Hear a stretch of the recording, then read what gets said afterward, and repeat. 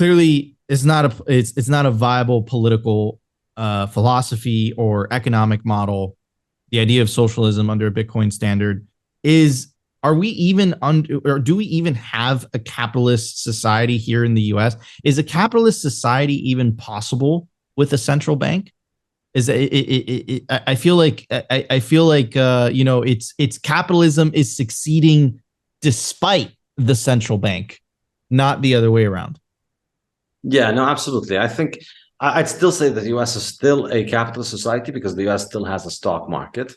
And so it's possible for you to own capital, and it's possible for you to buy and sell capital. So uh, for all of its bad features, the US, Western Europe are still capitalist societies because you have a stock market. That's Mises' definition of what constitutes a capitalist economy, which I adopt in my book. And I go in chapter 12 of the book, I go over several countries and I look at their history: Russia, Poland, Germany, Sweden.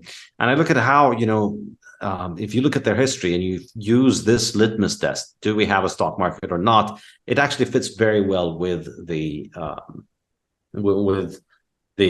history of those places. That, yeah, this is when they were communists, this is when they were socialists, this is where they were capitalist.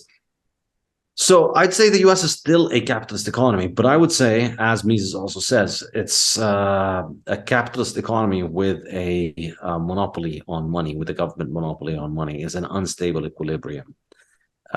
It's a contradiction essentially, because money is a very important good, and it is one half of every transaction in a market economy, because a market economy is built on money. As I was saying earlier, every transaction is exchange something for money. And so if the money itself is manipulated, it's controlled by the government, it's a pretty unstable situation that's going to likely take you to a place where you're going to have you're going to go one way or the other. And unfortunately, most likely, it looks like it will take you toward the path of socialism. And we see it happening in the US because once the government has control of money, it naturally takes on more and more control of the rest of the economy.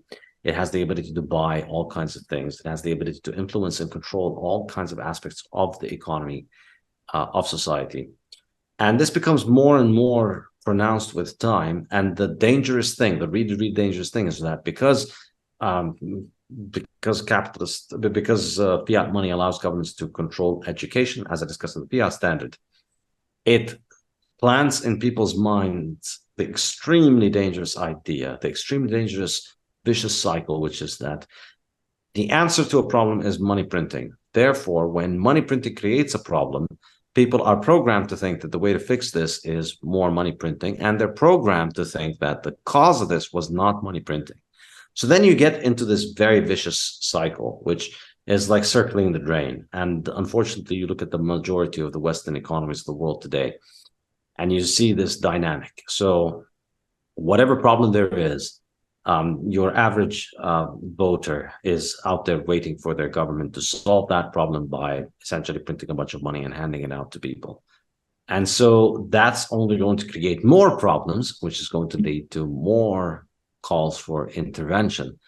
And you also see this in capital markets, and that's really like the reflection of this is in the capital market. To go by the original litmus test that I was discussing earlier, you see the reflection of this in the capital market, in that as the stock market has crashed, or the mortgage-backed securities are crashed, or the government bonds are crashing, or whichever Ponzi happens to not be doing what the majority of people want, or I should say the majority of people in power want, then the answer is have the government print a bunch of money and prop this thing up. Well, how do you prop it up?